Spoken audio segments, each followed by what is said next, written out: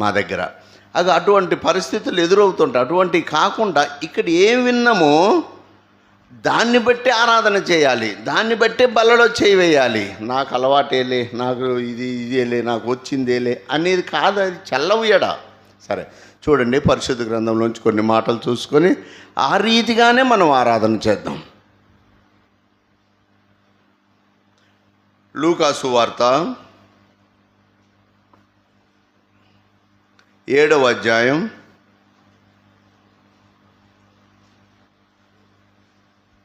48వ వచనం. లూకా సువార్త 7వ అధ్యాయం 48వ వచనం. అందరం కలిసి చదువుకుందాం. నీ పాపములు క్షమింపబడి ఉన్నవని అని ఆమెతో అనెను. అందరూ చదవలేదట్టుంది, చదువు వచ్చిన వాళ్ళమే మనం చాలామంది ఉన్నాం కాబట్టి మరి అందరం బిగ్గరగా చదవటానికి ప్రయత్నం చేద్దాం.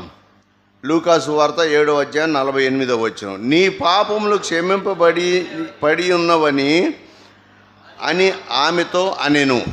సహాయం కోసం చిన్న ప్రార్థన లేఖించండి. మహాపరిశుద్ధుడా, కృపగల నా దేవా, నీ పాదములకు వందనాలు తండ్రి. ఉదయకాల సమయంలో క్షేమకరంగా మమ్మల్ని నడిపించారు, ఈ సియోను వాసులందరినీ కూడా నడిపించారు ప్రభునాయన.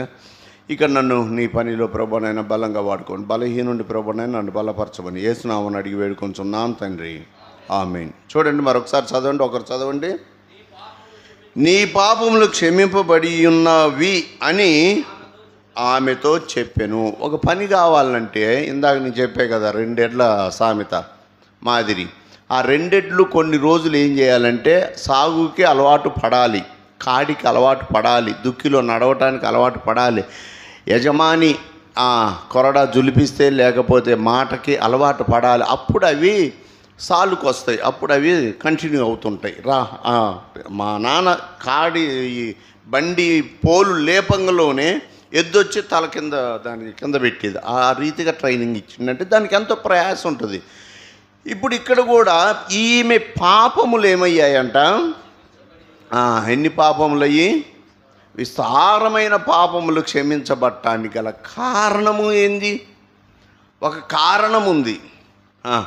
ఏమిటి? వీటిని బాగుగా సాగు చేశాము కాబట్టి బాగుగా దుక్కి దున్నుతున్నాయి, బాగుగా మాట వింటున్నాయి. లేకపోతే యజమాని యొక్క తప్పిదం వల్ల ఆ ఎడ్లు కూడా తప్పిదంగానే ప్రవచనం. చూడండి 47. ఆమె విస్తారముగా ప్రేమించెను కనుక ఆమె యొక్క విస్తార పాపములు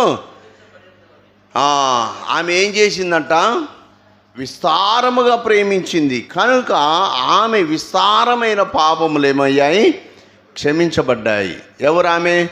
ఒక విస్తారముగా పాపం చేసిన ఒక పాపిష్టిరాలు, ఒక దుర్మార్గురాలు, ఒక నువ్వు నేను ఆయన్ని ప్రేమించామా? మనం ప్రేమించలేదు, మనం మాత్రం ఆయన్ని ప్రేమించలేదు. ఆమె ప్రేమించింది కాబట్టి ఆమె పాపములు క్షమించబడ్డాయి. నువ్వు నేనైతే ప్రేమించామని మనకేమన్నుందా? ఆధారం ఉందా? ఇగో పరిశుద్ధ గ్రంథంలో రాయబడి ఉంది ఆమె గురించి. ఆమె విస్తారముగా ఆయనను ప్రేమించింది కాబట్టి ఒక ఇంటికి వచ్చాడు. ఏ ఇంటికి వచ్చాడు? 37వ వచనం చదవండి. ఆ ఊరిలో ఉన్న ఒక పాపాత్మురాలైన ఒక స్త్రీ. ఏ ఊరు? ఆ ఊరు ఏ ఊరో ఒక ఊరు. సరే, దాని పోస్టల్ అడ్రస్ ఇప్పుడు తెలుసుకోవటానికి సమయం సరిపోదు. ఒక ఊరు అనమాట. ఆ ఊరిలోకి ఒక ఆయన వచ్చాడని తెలుసుకొని పాపాత్మురాలైన ఒక స్త్రీ అక్కడికి వచ్చింది, యేసు దగ్గరకు వచ్చింది. యేసు దగ్గరకు వచ్చి ఆమె చేయాల్సింది చేసింది. ఆమె ఏం చేసింది? 38 చదవండి. వెనుక తట్టు ఆయన పాదముల యొద్ద నిలవబడి ఏడ్చుచు కన్నీళ్లతో ఆయన పాదములను తడిపి తన తల వెంట్రుకలతో తుడిచి ఆయన పాదములను ముద్దు పెట్టుకొని ఆ తరువాటికి పూసెను. ఒక ఊర్లోకి యేసుక్రీస్తు ప్రభువుల వారు వచ్చారని తెలుసుకొని ఎవరు, ఒక దుర్మార్గురాలు, ఒక దుష్టురాలు, ఒక బహుపాపి ఏం చేసింది, నా పాపాలన్నీ ఈ దినము కొట్టివేయబడాలి, నా పాపాలన్నీ ఈ దినము తీసివేయబడాలి, నా పాపాలన్నీ ఈ రోజు నుంచి ఫుల్ స్టాప్ పెట్టాలి అని, నా పాపాలను తీసివేసే మొనగాడు, నా పాపాలను తీసివేసే దేవుడు, నా పాపాలను తీసివేయటానికి సమర్థుడు ఇక్కడికి వచ్చాడు. ఎక్కడికి వచ్చాడు? మన దగ్గరికి, మన ఊరికే, మన ఇంటికే వచ్చాడని ఆమె ఎరిగి తెలుసుకొని ఆయనను ప్రేమించి, ఏ రీతిగా? విస్తారముగా ప్రేమించి, కొంచెముగా కాదు, విస్తారముగా ప్రేమించి ఆయన దగ్గరికి పోయి ఈ క్రియలని చేసింది. ఏం చేసింది? ఏడ్చింది, ఆ కన్నీళ్లతో ఆ కాళ్ళు తడిపింది, తల వెంట్రుకలతో తుడిచింది. తను తెచ్చుకున్న ఏమిటది? తను తెచ్చుకున్న అత్తరు బుడ్డి, లేకపోతే అత్తరు ఒక చోటనేమో బ్రేక్ చేసినటువంటిది, అచ్చ జటా మాంసీని ఆ మరియా బ్రేక్ చేస్తుంది, పగలగొట్టి ఆయన పాదాలకు పోసుద్ది.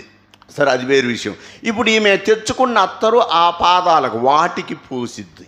అంటే ఎంతో క్రయధనం చెల్లించింది, ఎంతో విలువైనది. అత్తరంటే ఉట్టిగేం రాదు.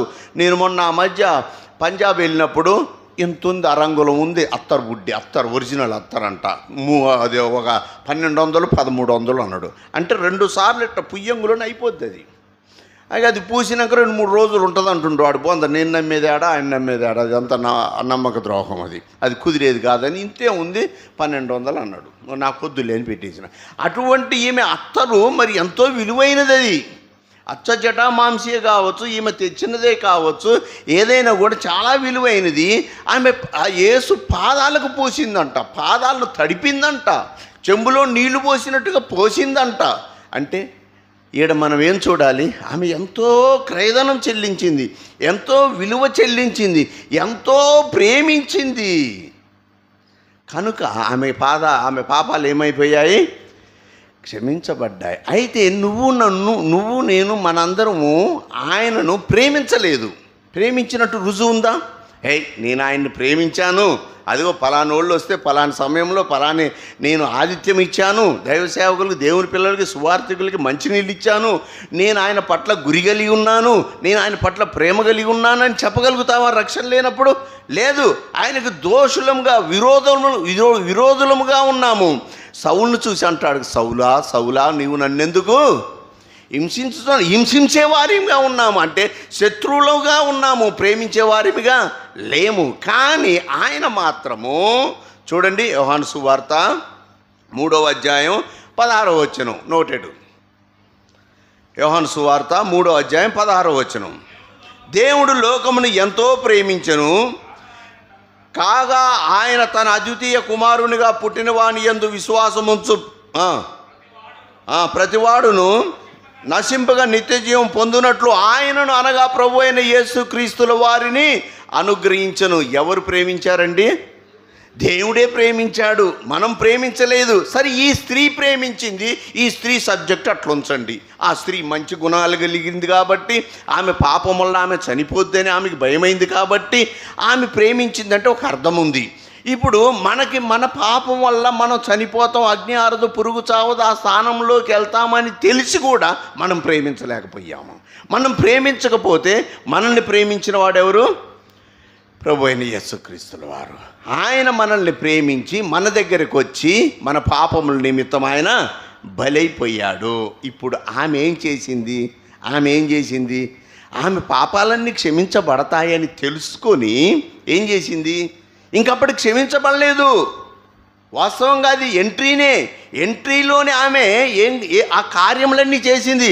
యేసు దగ్గరకు వచ్చింది, ఆయన వెనక నిలబడింది, ఆయన పాదాలు కన్నీటితో తడిపింది, తుడిసింది, అత్తరు పూసింది. ఆ తర్వాతనే పాపాలు క్షమించబడ్డాయి. ఆమె ప్రేమను బట్టి, ఆమె త్యాగాన్ని బట్టి దేవుడు తన దగ్గరికి వచ్చాడు కాబట్టి, అంటే దేవుడు అనుకునే మాట, నా దగ్గరకు వచ్చింది కాబట్టి, ఈమెకి పాపం ఉంది కాబట్టి ఆ పాపాన్ని తీసివేయాలి కాబట్టి ఏమి వచ్చిందని పాపాలు క్షమించేశాడు. సరే, ఆమె ఒక క్రయధనము, అంటే ఒక డబ్బుని ఒక వెచ్చించే ఆ మనస్తత్వంతో వచ్చింది. చూడండి, న్యాయాధిపతులు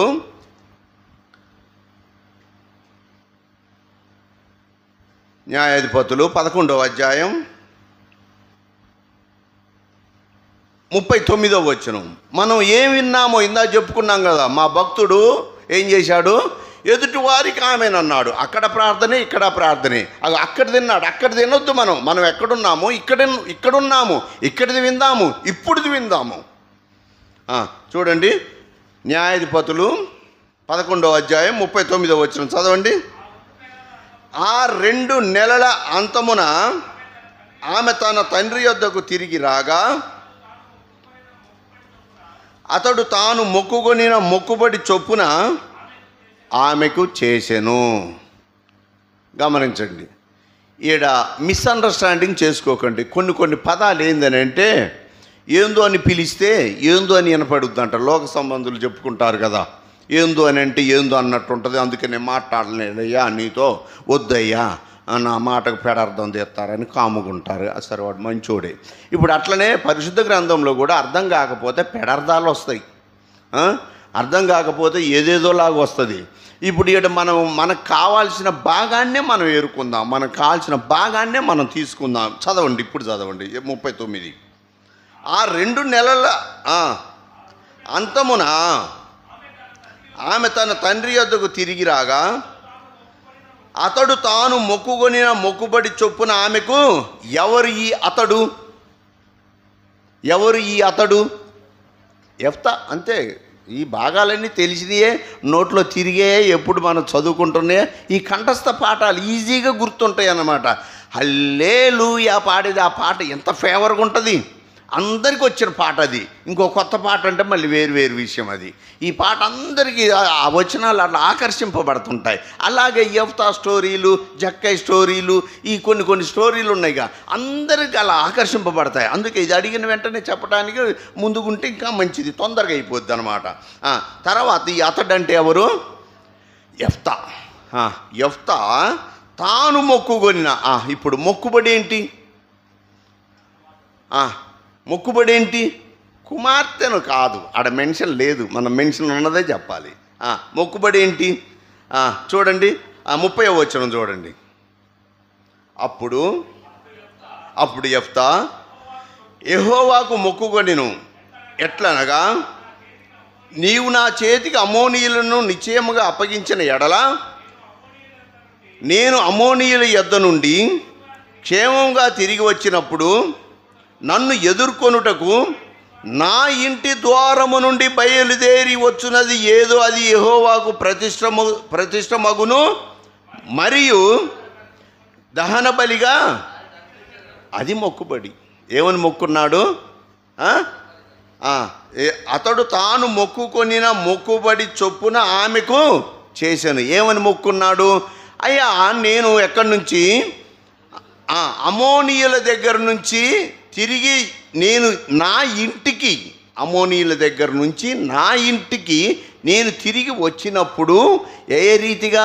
క్షేమంగా తిరిగి వచ్చినప్పుడు, అప్పుడు నా ఇంటిలో నుంచి, అంటే నా ఇంటికి నేను సమీపంగా కారు పెట్టి లేకపోతే రథం పెట్టి అట్లా పార్క్ చేసి వస్తున్నప్పుడు నా ఇంటిలో నుంచి ఏదైతే నన్ను ఎదుర్కొనుటకు వస్తుందో దాన్ని నేనేం చేస్తాను? చెప్పండి, చదవండి. ప్రతిష్ఠితమగును మరియు ప్రతిష్ఠితమగును అన్నది తర్వాత విషయం. అది అది అది అట్లుంచండి కొద్దిసేపు. దహన బలి అంటే ఏమిటి? అంతే. దహన బలి అంటే ఏమిటి? దహించివేయటం, కాల్చివేయటం. బలిపీఠం ఒకటి కట్టి నోవాహు చేశాడు కదా, ఆ రీతిగా చేయటం. నేను ఆ రీతిగా చేస్తాను. మీరు వేరే అర్థాలకు వెళ్ళిపోవద్దు. వేరే మనిషి, వేరే రూపం మీకు రావద్దు. ఇప్పుడు ఈ సమయంలో మీరు అనుకుంటున్నారు కూతురు కూతురు కూతురు ఇట్లా అనుకుంటున్నారు. అట్లా అనుకోకండి. కానీ నీకు చెప్పేదే వినండి, దాన్ని బట్టి ఆరాధన చేద్దాం.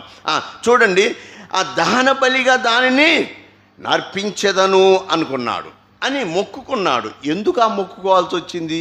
మళ్ళీ ఇక్కడికే వద్దాం. ఆ పేజీని అట్లే ఉంచండి, యువతల పేజీకి రండి. ఎందుకు అలా మొక్కుకోవాల్సి వచ్చింది? చూడండి, మొదటి వచనం. అది 11వ అధ్యాయం మొదటి వచనం. గిలాదు వాడైన యెఫ్తా పరాక్రమము గల బలాఢ్యుడు. చదవండి. వేశ్య కుమారుడు.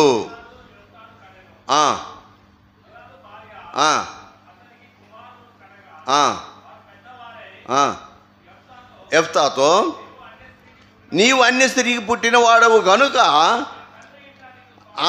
మన తండ్రి ఇంట నీకు స్వాస్థ్యము లేదనిరి. యెఫ్తా తన సహోదరుల యొద్ద నుండి పారిపోయి టోబు దేశంలో నివసింపగా అల్లరి జనులు యెఫ్తా యొద్దకు వచ్చి అతనితో కూడా సంచరించుచుండెను. ఇప్పుడు గమనించండి, ఇప్పుడు ఎందుకు అతను మొక్కుకుంటున్నాడు? బలి అయితే ఇచ్చాడని ఉంది కదా. ఎక్కడ 39వ వచనంలో ఏముంది? అతడు తాను మొక్కుకొనిన మొక్కుబడి చొప్పున ఆమెకు చేశాను. ఏమి మొక్కుకున్నాడంటే, అమోనీయుల దగ్గర నుంచి నేను క్షేమంగా వస్తే నా ఇంట్లోంచి ఏదైతే ముందుగా బయటకు వస్తుందో దాన్ని నేను దహన బలిగా ఇచ్చేస్తాను అని మొక్కుకుంటాడు. ఎవరి దగ్గర? యెహోవా దగ్గర మొక్కుకుంటాడు, దేవుడి దగ్గర మొక్కుకుంటాడు, టోబు దేశంలో మొక్కుకుంటాడు. ఇప్పుడు మంచిదే. ఇప్పుడు అమోనీయుల దగ్గరికి ఎందుకు వెళ్ళాల్సి వచ్చింది? అమోనీయుల దగ్గరికి అమోనీయులు ఎవరు అసలు? శత్రువులు, వారు శత్రు సైన్యం. వారి దగ్గరికి ఎందుకు వెళ్ళాల్సి వచ్చింది? వారి దగ్గర నుంచి నేను క్షేమంగా తిరిగి నా ఇంటికి వస్తే నేను నీకు పలాంది చేస్తానని చెప్పుకున్నాడు కదా. ఇప్పుడు ఆయన అక్కడికి వెళ్ళాల్సిన అవసరం ఏదో వచ్చింది? ఇప్పుడు ఉదాహరణకి నేను అన్నగారికి చెప్పిన అనుకో, నేను ఈ ప్రాంతానికి పోయినా, సరే కోదాడు ప్రాంతానికి పోయినా నన్ను పిచ్చి కొట్టారు అన్నానంటే ఏమంటారు? అన్న బాగా కొట్టారు అంటారా? అక్కడికి నువ్వెందుకు వెళ్ళావన్నా? ఆ ప్రాంతంలోకి ఎందుకు వెళ్ళావన్నా? ఏం అవసరం వచ్చిందన్నా? ఏ అక్కరత నిమిత్తం వెళ్ళావన్నా? అక్కడ ఏం జరిగిందన్నా? అమోనీయుల దగ్గరికి ఇతను వెళ్ళాల్సిన అవసరం ఎందుకు వచ్చింది? ఇప్పుడు చూడండి, 11వ అధ్యాయం 2వ వచనం.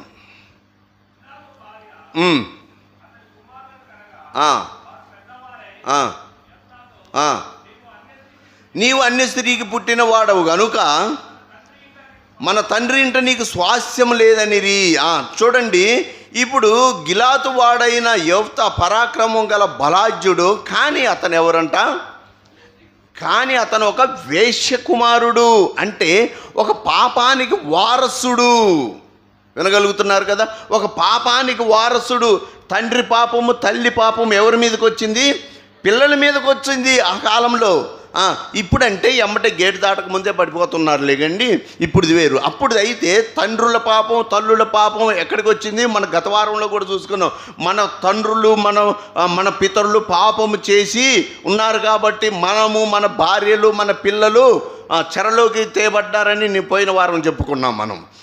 సరే, ఇప్పుడు ఇక్కడ ఆమె వేశ్య కాబట్టి ఆ వేశ్య కొడుకు ఇతను యెఫ్తా కాబట్టి మన తండ్రి ఇల్లు ఎటువంటిది? సియోను ఎటువంటిది? పరిశుద్ధమైనది. అంతేనా? నిద్ర వస్తుందా? పరిశుద్ధమైనది, ఎటువంటి కల్మషం లేనిది, ఆరాధన చేసేది, ప్రార్థనలు చేసేది. ఇటువంటి పవిత్రమైన స్థలములో అపవిత్రమైనది ఉండకూడదు అని తన అన్నలు ఏం చేశారు? ఎవరన్నలు? యెఫ్తా అన్నలు ఏం చేశారు? నువ్వు అపవిత్రమైన వాడవు, నీ తల్లి వేశ్య, నువ్వు ఈడ ఉండటానికి వీల్లేదు. ఎక్కడ? మన తండ్రి ఇంట్లో ఉండటానికి. మన తండ్రి ఇంట్లో ఉంటే ఏముంటుందయ్యా? మన తండ్రి ఇంట్లో ఉంటే ఏముంటుంది? నేను ఇప్పుడే చెప్పా కదా, ఏముంటుంది? ఆరాధన ఉంటుంది, సంతోషం ఉంటుంది, ఆశీర్వాదం ఉంటుంది, మంచి ఉంటుంది, ప్రేమ ఉంటుంది. అవునా కాదా? మేము ఎన్ని వదులుకొని మిర్యాలగూడెం నుంచి వీడి దాకా రావాల్సిన అవసరం ఏంటి? నేను ఇవి రుచి చూశాను. ఇక్కడ ఏం రుచి చూశాను? ప్రేమ రుచి చూశాను, దేవుని సన్నిధిని రుచి చూశాను, దేవుని ఉన్నత స్థానాన్ని రుచి చూశాను. కనుక మేము ఎంతో భారమైనప్పటికీ, నా గురించి నేను చెబుతున్నాను, ఎంతో భారమైనప్పటికీ మా కుటుంబంతో కదిలి రావాల్సి వచ్చింది. లేదు, అవేమీ లేవు అని అంటే వద్దు, అక్కడికి వద్దులే అనుకోమా? ఈ బడిలో బాగా చదువు చెప్పట్లేదంటే ఏం చేస్తారు? ఈ బడి పంతులు నా మేనమామని ఆడనే ఉంటారా? బడి మార్చరు ఎమ్మటే. ఇప్పుడు యెఫ్తాని తన ఇంటిలో నుంచి బయటికి పంపుతుంటే, అయ్యో ఇది నా తండ్రి ఇల్లు, నేను ఆరాధన చేసే ఇల్లు, నా దేవుడి ఇల్లు, దీంట్లోంచి నన్ను బయటికి పంపిస్తున్నారు, నా తల్లి చేసిన పాపమును బట్టి నేను పాపిష్టివాడిగా ముద్రింపబడ్డాను కాబట్టి నన్ను బయటికి నెట్టివేస్తున్నారు అని ఎంతో దుఃఖపడిన వాడు. అయినను వారు బలవంతంగా బయటికి నెట్టివేశారు. అతన్ని బలవంతంగా బయటికి నెట్టివేస్తే అతను ఎక్కడికి వెళ్ళాడు? టోబు దేశమునికి వెళ్ళాడు. టోబు దేశానికి వెళ్తే ఏమైంది? అల్లరి జనము అక్కడికి చేరుకున్నారు. తప్పిపోయిన కుమారుడు తన ఇంటి నుంచి పారిపోయినప్పుడు ఏంది సొమ్మంతా తీసుకొని మూట కట్టుకొని తన దూర ప్రాంతానికి పోయినప్పుడు ఎవరు చేరారు అక్కడికి? ఇటువంటి అల్లరి జనమే.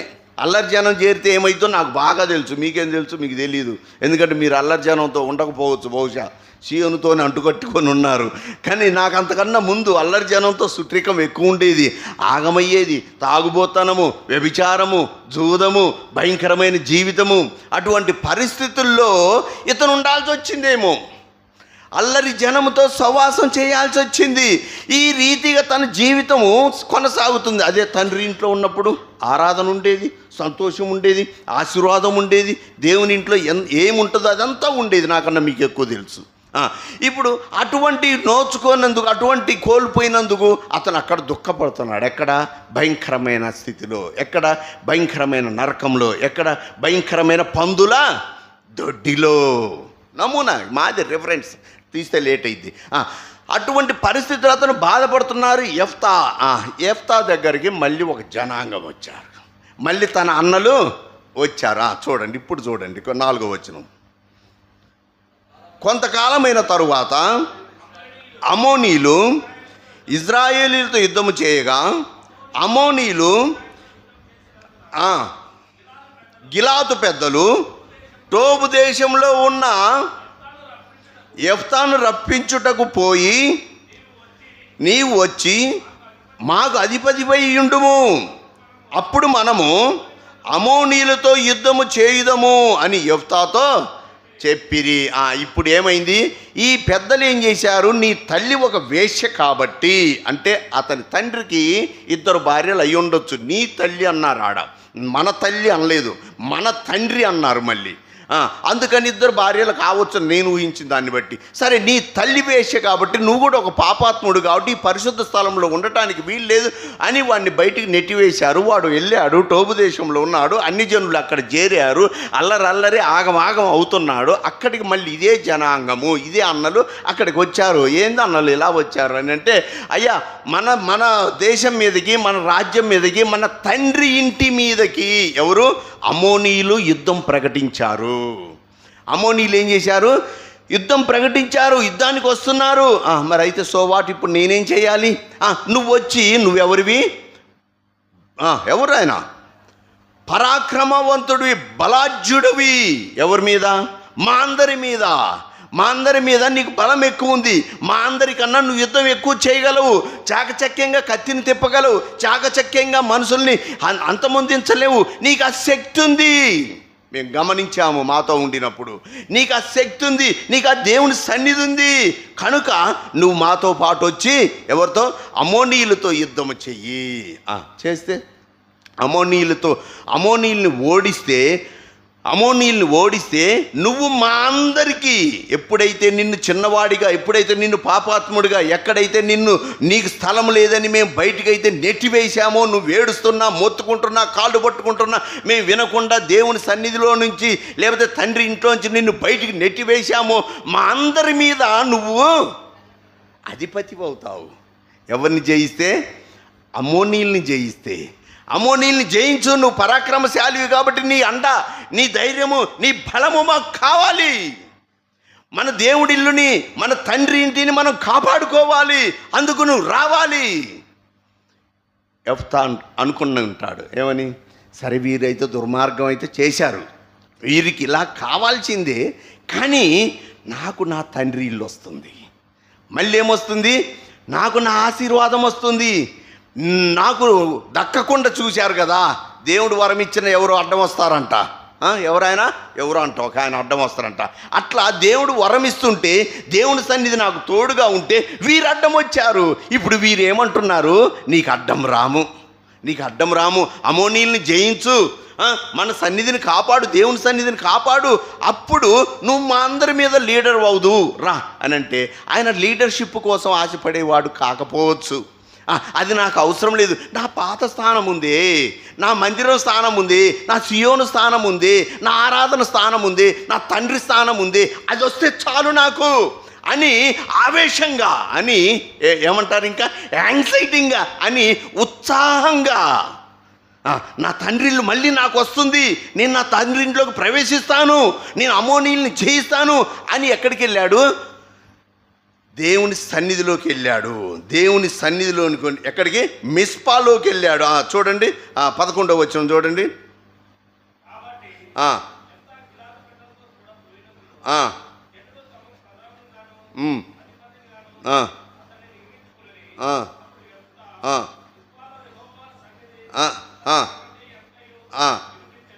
చాలు. అప్పుడు యెఫ్తా మిస్పాలో యెహోవా సన్నిధిని, టోబు దేశంలో ఉన్నవాడు ఎక్కడికి వెళ్ళాడు? దేవుని సన్నిధిలో ఉన్నవాడు, తండ్రి ఇంట్లో ఉన్నవాడు టోబు దేశానికి వెళ్ళాడు. అల్లరి జనం వాడు అక్కడికి వచ్చారు. ఆగమాగం అయిపోయింది తన జీవితం. మళ్ళీ తండ్రి ఇల్లు తనకు వస్తుందని మళ్ళీ ఇప్పుడు మిస్పాల దగ్గరికి వెళ్ళాడు, ప్రార్థనా స్థలానికి వెళ్ళాడు, ప్రార్థించాడు. దేవుని దగ్గర తన గోడంతా చెప్పుకున్నాడు, తన వేదనంతా చెప్పుకున్నాడు, తన బాధ అంతా చెప్పుకున్నాడు. నిన్ను ఆరాధించుటకు నాకు స్థలము లేదు, నిన్ను పూజించుటకు నాకు స్థలము లేదు, నీ సన్నిధిలో ఉండుటకు నాకు స్థలము లేదు. ఆ రీతిగా నా వాళ్ళు చేశారు, మరలా ఇప్పుడు అవన్నీ నాకు తిరిగిస్తారంట. కనుక ఇప్పుడు అమోనీయుల్ని జయించే శక్తి ఎవరికి? నాకివ్వు. అలా నాకు ఇచ్చినట్లయితే ఇప్పుడు చెప్పండి 30వ వచనం. అలా నాకు ఇస్తే, అమోనీయుల్ని జయించే శక్తి నాకు ఇస్తే, 30 చదవండి. అప్పుడు యెఫ్తా యెహోవాకు మొక్కుకొనెను, ఎట్లనగా నీవు నా చేతికి అమోనీయులను నిశ్చయముగా అప్పగించిన ఎడల నేను అమోనీయుల యొద్ద నుండి క్షేమంగా తిరిగి వచ్చినప్పుడు నన్ను ఎదుర్కొనుటకు నా ఇంటి ద్వారము నుండి బయలుదేరి వచ్చినది ఏదో అది యెహోవాకు మరియు దహన బలిగా దానిని అర్పించదని. ఇది మొక్కుబడి. అర్థమైంది? స్టోరీ అర్థమైపోయింది కదా అందరికీ? లైన్కి వచ్చిందా? ఏమన్నా మిస్టేక్ అవుతుందా? సరే, దాన్ని మీ జాయింట్లు చేసుకోండి. సరే చూడండి 32వ వచనం. అప్పుడు యెఫ్తా అమోనీయులతో యుద్ధము చేయుటకు వారి యొద్దకు సాగిపోయినప్పుడు యెహోవా అతని చేతికి, చాలు, శుభం కార్డు పడిపోయింది. ఇప్పుడు దేవుడి దగ్గరికి పోయాడు, దేవుని సన్నిధిలోకి మిస్పాలోకి పోయాడు, టోబు దేశం నుంచి మిస్పాలోకి పోయాడు. మిస్పాలో దేవుని సన్నిధిలో మొరపెట్టుకున్నాడు, అయ్యా అమోనీయులు వారి యుద్ధానికి వస్తున్నారంట, నీ తండ్రి ఇంట్లో నాకు స్వాస్థ్యం దక్కాలంటే నేను వారిని జయించాలి, కనుక నాకు సహాయం చెయ్యి, నేను అమోనీయుల్ని జయించాలి. అప్పుడు నాకు విజయాన్ని నువ్వు చేకూరిస్తే నా ఇంట్లోంచి ఏదైతే వస్తుందో అది నీకు నేను దహన బలిగా ఇచ్చేస్తాను. నో డౌట్, వెనక్కి తిరిగే మాటే లేదు, వెనక్కి తిరిగే ప్రసక్తే లేదని ఎన్ని ఒట్లు పెట్టుకోవచ్చు, ఎంత గట్టిగా బండలు గుద్ది చెప్పొచ్చు ఆ మాటని. ఎందుకంటే తనకెందుకు? తండ్రి ఇంటి మీద ఆసక్తి, దేవుని ఇంటి మీద ఆసక్తి, దేవుని ఇంట్లో ఉన్న సంతోషాన్ని కోల్పోయానన్న బాధ ఉంది ఇప్పుడు. కనుక అతను ఛాలెంజ్ల మీద ఛాలెంజ్లు చేసేసి దేవుడు ఏం చేశాడు? అమోనీయుల మీద ఇప్పుడు చెప్పండి, నేను ఈ టైప్లో ఇప్పుడు ఇలా వచ్చాను కదా, ఎలా వచ్చాను? కొద్దిగా పౌడర్ రాసుకొని, తల దువ్వుకొని, మంచి తెల్ల బట్టలు వేసుకొని వచ్చాను. సాయంత్రం వరకు ఇక్కడ ఉంటాను, తిరిగి నా ఇంటికి 4 ఆ ప్రాంతంలో వెళ్తాను. ఎలా ఉంటాను? ఇలాగనే ఉంటానా? ఇలాగనే నీట్గా ఉంటానా? ముఖానికి చెమట పట్టదా? లేకపోతే ఇంకేది అవతారం మారదా? బట్టలు నలగవా? ఇటువంటి జుట్టు ఇదంతా చెదరదా? ఇదంతా షేప్ అవుట్ అయిపోద్ది కదా. ఇప్పుడు ఈ అమోనీయులతో యుద్ధం అయిపోయింది. అమోనీయుల్ని యెఫ్తాకి దేవుడు అప్పచెప్పాడు. బోరు కొడుతుందా? యెఫ్తాకి అప్పచెప్పాడు. ఇప్పుడు యెఫ్తా అవతారం ఎలా ఉంది? ఏం చేశాడు? అయ్యా నేను అమోనీయుల్ని జయించి నేను తిరిగి నా ఇంటికి వచ్చేటప్పుడు నా ఇంట్లోంచి ఏదొస్తుందో నేను దాన్ని నీకు ప్రతిష్ఠించేస్తాను, దహన బలిగా ఇచ్చేస్తానని మొక్కుకొని ఆయన అమోనీయుల్ని జయించి నిలబడ్డాడు. ఏ రీతిగా నిలబడ్డాడు? చొక్కా చినిగిపోయింది. ఎక్కడ? యుద్ధంలో అండి. అంతకుముందు ఏం జరిగింది? యుద్ధం జరిగితే ఇస్త్రీ చొక్కా లాగానే ఉంటుందా? వాడు ఒక కత్తి దెబ్బేసి ఉంటాడు కదా, వాడు ఒక రాయి దెబ్బేసి ఉంటాడు కదా, వాడు ఒక కర్ర దెబ్బేసి ఉంటాడు. చొక్కా చినిగింది, ప్యాంటు చినిగింది, తల చెదిరింది, ముఖం మీద ఘాట్లయ్యాయి, ఒంటి మీద ఘాట్లయ్యాయి. ఇదంతా రక్తంతో నిండుకున్న శరీరంతో ఉంది. చేత ఏం పట్టుకున్నాడు? పెన్న కాదు, ఏం పట్టుకున్నాడు? కత్తి పట్టుకున్నాడు. కత్తితోనే కదా మరి యుద్ధానికి వెళ్ళేది. కత్తితోనే యుద్ధానికి వెళ్ళేది. ఆ రీతిగా పట్టుకొని అతను నిలబడ్డాడు. ఇప్పుడు నిలబడి అమ్మోనీయులు ఓడిపోయారు, అమ్మోనీయులు హతమైపోయారు. ఇప్పుడు నా తండ్రి ఇంట్లో నాకు స్వాస్థ్యం ఉంది. దానికన్నా ముందేముంది? తండ్రి ఇంట్లో స్వాస్థ్యం ఉంది. ఇది పక్కా, ఇది నిజము. ఎందుకు? అమ్మోనీయులు ఓడిపోయారు కదా, అమ్మోనీయులు చచ్చిపోయారు కదా, యెహోవా నా చేతికి వారికి అప్పగించాడు కదా, వారిని 20 దేశాలు 20 రాష్ట్రాలు తరిమి కొట్టాను కదా. ఇప్పుడు నా తండ్రి ఇంట్లో నాకు స్వాస్థ్యము కరెక్ట్గా ఉంది. దానికన్నా ముందేముంది? మొక్కుబడి ఉందండి. దానికన్నా ముందేముంది? మొక్కుబడి ఉంది. ఇప్పుడు చూడండి, ఇప్పుడు అతను ఆకారం చెప్పాం కదా, యుద్ధము చేసి ఉదయం నుంచి సాయంత్రం దాకా చేసి ఆవేశంతో ఆయాసంతో ఇప్పుడు ఎట్లా ఉంటుంది? నేను నా భార్యను కొడుతుంటే కోపం వచ్చి 4 దెబ్బలు కొడుతుంటే తర్వాత నా బిడ్డో లేకపోతే నువ్వో లేకపోతే ఇంకొకళ్ళు వస్తే ఇంకేమైతే ఆ దెబ్బ మీ మీద కూడా పడుద్ది. అంటే ఆ ఎమోషనల్, ఆ స్పీడు ఇంకా మనలో ఉంటుంది. ఆ కోపం, ఆ రౌద్రం అనేది ఉంటుంది. కనుక ఇప్పుడు ఈ యెఫ్తా యుద్ధము చేశాడు, రక్తపు మరకలతో ఉన్నాడు, రక్తపు గాయాలతో ఉన్నాడు, అదే కసిలో ఉన్నాడు. ఏం పట్టుకొని? రక్తంతో తడిసిన కత్తిని పట్టుకొని ఇప్పుడు వెళ్తున్నాడు. నా తండ్రి ఇంట్లో స్వాస్థ్యం ఉంది. ఇప్పుడు వెళ్ళాల్సిన తండ్రి ఇంటికి కాదు, నేను దేవుడికి మొక్కుబడి ఇచ్చాను కాబట్టి ఆ మొక్కుబడి చెల్లించు నిమిత్తము నేను ఎక్కడికి వెళ్ళాలి? నా ఇంటికి వెళ్ళాలి. ఇప్పుడు నా ఇంట్లోకి వెళ్ళి ఏం చేయాలి? ఏమనుకుంటున్నా? అతను రథం ఎక్కి ఆ ప్రయాణం చేస్తూ ఏమనుకుంటున్నాడు? ఇప్పుడు నా ఇంట్లోంచి ఏమొస్తుందో? ఒక గొర్రె వస్తుందో, ఒక ఎద్దు వస్తుందో, ఒక బలిసిన దున్న వస్తుందో, లేకపోతే కోడి వస్తుందో, ఏమొస్తుందో? ఇప్పుడు దాన్ని నేనేం చేయాలి? ఇదే కత్తితో దాన్ని నేను దహించేసేయాలి, దాన్ని నేను బలి ఇచ్చేసేయాలి, దాన్ని నేను దాన బలిగా యెహోవాకి సమర్పించుకోవాలన్న కసి మీద, అటువంటి ఆవేశం మీద. ఎందుకు ఈడ కసి, ఆవేశాలు, ఈ పదాలు ఎందుకు ఉపయోగించాల్సి వస్తుంది? దేవుడింటి మీద ప్రేమది. దేవుడింటి మీద నేను నా దేవుడింటికి వెళ్తున్నాను, నేను నా దేవుణ్ణి పూజిస్తాను, నా దేవుణ్ణి ఆరాధన. ఇది ఒక కసి అండి. ఇది ఒక ఎటువంటిది? ఇది ఒక ఏయం, ఇది ఒక లక్ష్యం అండి. ఏదో పోయిను, ఏదో వచ్చును, ఇది కాదు. నేను వస్తున్నా అంటే ఒక యుద్ధ ప్రాతిపదికన వెళ్ళాలి. ఎక్కడికి? దేవుని మందిరానికి, దేవుని ఇంటికి, దేవుని ఆరాధన చేయుటకు ఒక లక్ష్యంతో వెళ్ళాలి, ఒక పట్టుదలతో వెళ్ళాలి. ఇప్పుడు అవి మనకు లేవు, యెఫ్తాకు ఉన్నాయి అని నేను చెప్పగలుగుతున్నాను. ఆ యెఫ్తా కూడా అటువంటి పరాక్రమంతోనే ఎక్కడికి వెళ్తున్నాడు? తన ఇంటికి వెళ్తున్నాడు. ఇప్పుడు ఇంటికి వచ్చినప్పుడు పాత భాగం చదవండి. ఏమొచ్చింది? 36వ వచనం,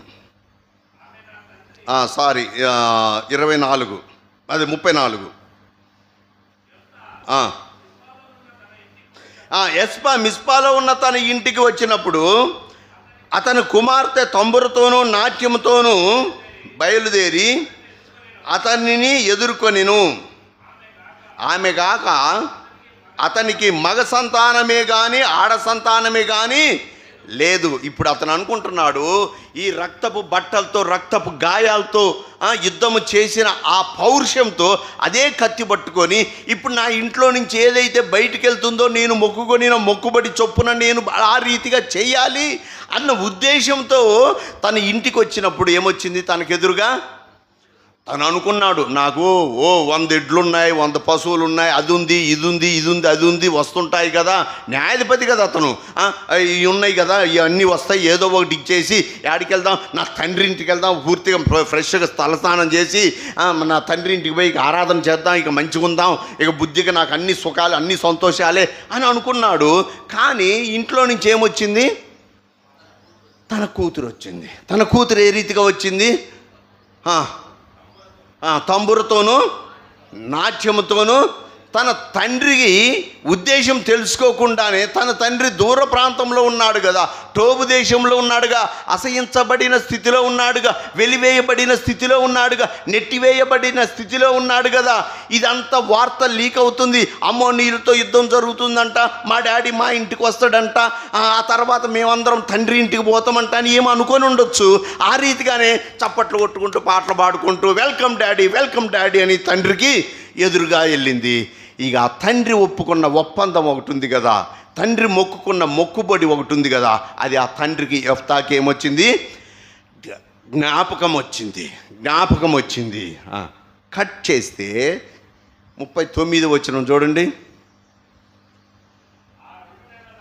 ఆ 2 నెలలు ఆ పర్మిషన్ తీసుకొని కన్యత్వం గురించి ఆ ప్రలాపించుటకు ఒక కొండకు పోయి, నేను అక్కడ ప్రలాపించి వస్తాను, నువ్వు ఇలా మొక్కుకున్నావా, ఆ రీతిగానే నాకు చేద్దువులే అనుకొని ఆమె ఆ రీతిగా అట్లా వెళ్ళిపోయింది. ఆ 2 నెలల తర్వాత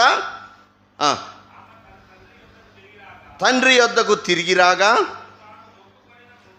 తాను మొక్కుకొనిన మొక్కుబడి చొప్పున ఏమని మొక్కున్నాడు? అయ్యో, మరి దేవుడు బలులు కోరుకోరు అన్న సమస్య అన్న మాట తర్వాత మనం బైబిల్లో ఉన్నది చూద్దాం. ఏం చేశాడయ్యా యెఫ్తా అంటే నా ఆన్సర్ ఏమిటి? అయ్యో, తాను ఏమైతే అన్నాడో, తాను ఏమైతే మొక్కున్నాడో నేను పొద్దున్న నా ఇంటి పక్క వాళ్ళకి చెప్పాను. ఆ ఇంటి పక్క వాళ్ళు అడిగారు, ఎక్కడండి ఈరోజు ఎక్కడండి మీ పరిచర్య అని. ఆ హిందువులే వాళ్ళు అడిగితే నల్గొండ అండి. నల్గొండ చెప్పి నేను విజయవాడ వెళ్తానా? నల్గొండకే వస్తాను. ఆ రీతిగా అతను మొక్కుకున్నాడు. ఆ రీతిగానే ఇక్కడ ఏం చేశాడు? ఇక మరి దేవుడు అవి కోరుకుంటాడా కోరుకోడా అన్నది మనకు అనవసరం. రాసింది మనం దాన్ని బట్టి మనం ముందుకెళ్ళటం, మార్కులు పడే అవకాశం అన్నమాట. చూడండి, ఆ రీతిగానే ఆమెకు ఏ రీతిగా దహన బలిగా నేను అర్పిస్తాను అంటే ఈడ మన అంశము అసలు ఆన్సర్ ఏమిటి అన్నది కాదు. ఎందుకు అలా మొక్కుకున్నాడు అంత కఠినంగా, ఎందుకు ఆ రీతిగా చేశాడని రాయబడి ఉంది. తండ్రి ఇంటిని బట్టి, తండ్రి ఇంట్లో ఉన్న ప్రేమను బట్టి, తండ్రి ఇంట్లో ఉన్న ఆరాధన, తండ్రి ఇంట్లో ఉన్న సంతోషము నాకు దూరం అయిపోయింది కదా, అది ఇప్పుడు దగ్గర అవుతుంది కదా అన్న ఎమోషనల్ మీద అతను ఏం చేశాడు? ఇష్టం వచ్చినట్టుగా మొక్కుకున్నాడు. ఆ మొక్కుబడి ఏమైందన్న తర్వాత విషయము. అయితే ఇప్పుడు మనకొచ్చిన ఆన్సరు, మనకొచ్చిన సమాచారం ఏంటంటే తన బిడ్డని ఇవ్వటానికి కూడా తను వెనకాడలేదు. ఎందుకు? తండ్రి ఇంట్లో ఉన్న ఆనందం పొందుటకు, తండ్రి ఇంట్లో ఉండే స్వాస్థ్యము పొందుటకు, తండ్రి ఇంట్లో ప్రేమ పొందుటకు, తండ్రి సన్నిధిలో ఉండుటకు అతను వెనుదీయలేదని ఉంది. వెనుదీయలేదని ఉంది. దీన్ని వేరే అర్థంగా చేయొద్దు, వేరే దాకా చూడొద్దు. ఇప్పుడు ఇందాక ఒక స్త్రీ విస్తారమైన పాపములు చేసిన ఆమె ఏం చేసింది? విస్తారమైన పాపములు చేసిన ఆమె విలువైన అత్తరు తీసుకొని వచ్చింది. ఎంత విలువైనది? చాలా విలువైనది. ఇప్పుడు ఇతను ఏం చేశాడు? ఇతను తన కుమార్తెనే, తన కుమారుణ్ణే, తన వారినే కాదనుకున్నాడు, వదులుకున్నాడు. ఇక బలులు, ఈ చంపేయటాలు, కాల్చేయటాలు, దహన బలి మీద అగ్నిలో వేయటాలు ఇవన్నీ వద్దు, వాటి గురించి మాట్లాడుకోవద్దు, వాటి గురించి వద్దు. ఇప్పుడు వాటిని కుమార్తెను కాదనుకున్నాడు, కుమారుణ్ణి కాదనుకున్నాడు. ఎందుకు? నేను దేవుని ఇంటికి పోవాలి, నా తండ్రి ఇంటికి పోవాలి, నా తండ్రి దగ్గర నేను ఆరాధన చేయాలి అన్న ఉద్దేశంతో ఇతను వారందరిని పక్కన పెట్టినట్టుగా మనకు కనబడుతుంది యెఫ్తా. ఇప్పుడైతే ఒక స్త్రీ వచ్చింది కదా, విస్తారమైన పాపములు చేసిన స్త్రీ. ఆమె ఏం తీసుకొచ్చింది? కన్నీటిని తీసుకొచ్చింది. ఆమె ఏం తీసుకొచ్చింది? ఏం తీసుకొచ్చింది? ఇంకా అత్తరు తీసుకొని వచ్చింది. యేసు పాదాలకు పూసింది, తల వెంట్రుకలతో తుడిచింది. ఎందుకు? తన పాపాలన్నీ పోయాయని, క్షమించబడ్డాయని. నా పాపాలు కూడా క్షమించబడ్డాయి, నా పాపాలు కూడా పోయాయి. నీకు నాకు కూడా ఎక్కడ స్వాస్థ్యం వచ్చింది? ఎక్కడ స్వాస్థ్యం వచ్చింది?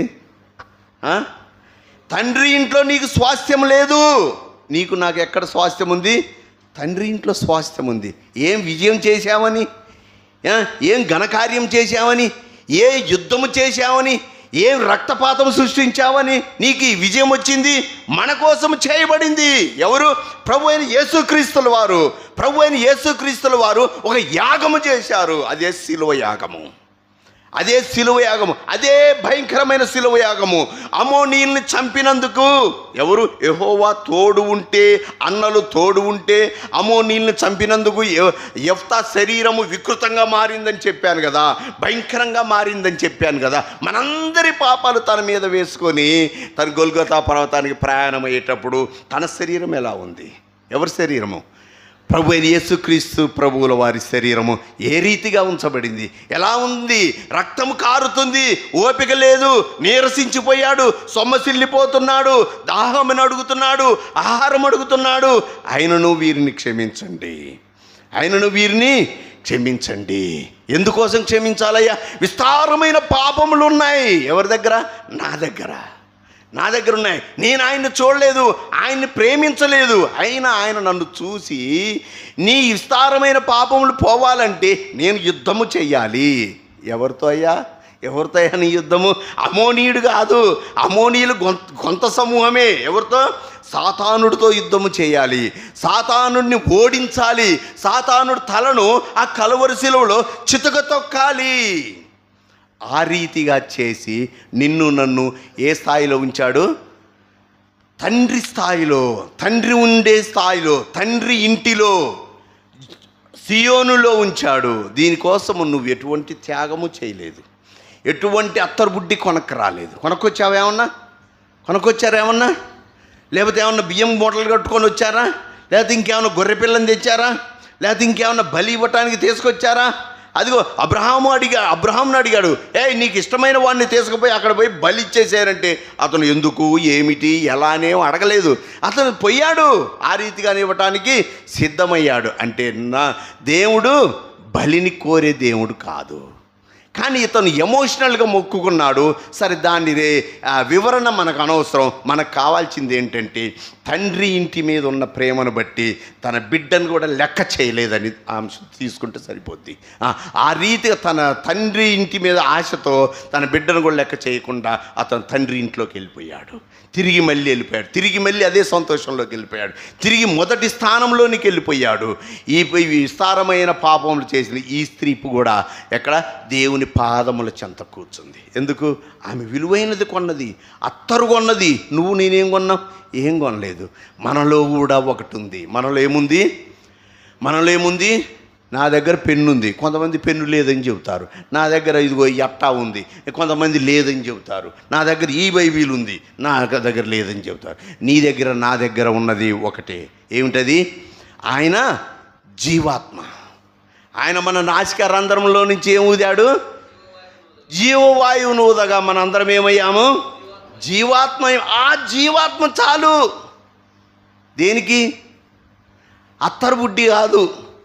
దేనికి? బిడ్డ కాదు. దేనికి? ఆయన ఆరాధించుటకు. అమోనీయులతో యుద్ధము, విజయము, దేవుని ఇంట్లో సన్నిధి వచ్చింది కాబట్టి ఆయన బిడ్డను కాదన్నాడు. తర్వాత ఆమె విలువైన అత్తరు కొనుక్కొచ్చింది తన పాపాలు పోయినందుకు. వాటిని కూడా లెక్క చేయలేదు. ఆ డబ్బుని, ఆ విలువైన దాన్ని లెక్క చేయలేదు ఆమె. ఇప్పుడు మనలో ఏముంది? మనం అటువంటి త్యాగపూరితమైన వారిమి కాదు. అటువంటి త్యాగం చేసే గొప్ప మైండ్, గొప్ప ఆలోచన బ్రాడ్గా మనకు లేదు. మనకేముంది? వాటన్నిటిని మించిన ఒక గొప్ప ఇది మనకుంది. ఏమిటది? ఆయన ఊదిన జీవ వాయువు. కనుక ఆయనను ఆరాధించువారు ఆత్మతోనూ సత్యంతోనూ ఆరాధిస్తే అదే ఆయనకు చాలు. ఆరాధించకపోతే, అయ్యో నేను జీవవాయువును ఊదాను కదా, ఆ జీవవాయువు ఏమైపోయింది? ఆ జీవవాయువుకి ఉపయోగం లేదా? ఇగో పొద్దున్న నా బిడ్డ, డాడీ ఇగో మీ మ్యారేజ్ డే సందర్భంగా నేను పెన్ను ఇస్తున్నాను అని అన్నాను. ఈ పెన్ను పడకపోతే తీసి నీ మొఖాలు కొట్టుకోని అంట. ఈ పెన్ను పడకపోతే ఏం చేస్తా నేను? ఎందుకు? ఉపయోగం లేని పెన్ను నాకెందుకు అని మొఖాన్ని కొట్టేస్తాం. జీవవాయువుని ఆయన ఊదాడు. ఆ జీవాత్మతో ఆయన్ని ఆరాధించాలి. ఆత్మతోను సత్యంతోనూ ఆయన ఆరాధించాలి. నువ్వు ఆరాధించకపోతే నీలో జీవవాయువు లేనట్టే. ఆయన ఊదిన బ్రీతింగ్ లేనట్టే, ఆ ఆత్మ లేనట్టే. కనుక ఆ రీతిగా కాకుండా మనము ఉన్నవారిమై, ఏమి ఉన్నవారిమై? జీవవాయువు ఉన్నవారిమై, జీవాత్మ ఉన్నవారిమై, దేవుని ఆత్మ, దేవుని ఆయుస్సు ఉన్నవారిమై ఆయన ఆరాధించాలి. నీ బిడ్డను తీసరా నేను రక్షించినందుకు, నీ బంగారం తీసరా నేను రక్షించినందుకు, నీ వెండిని తీసరా, నీ అత్తరిని తీసరా అని ఆయన అడగట్లేదు. ఆత్మతోనూ సత్యంతోనూ ఆయన ఆరాధించాలి అని మాత్రమే ఆయన కోరుకుంటున్నాడు. ఆ రీతిగా మనం ఆయన ఆరాధన చేద్దాం. దేవుడి మాటలు దీవించును గాక.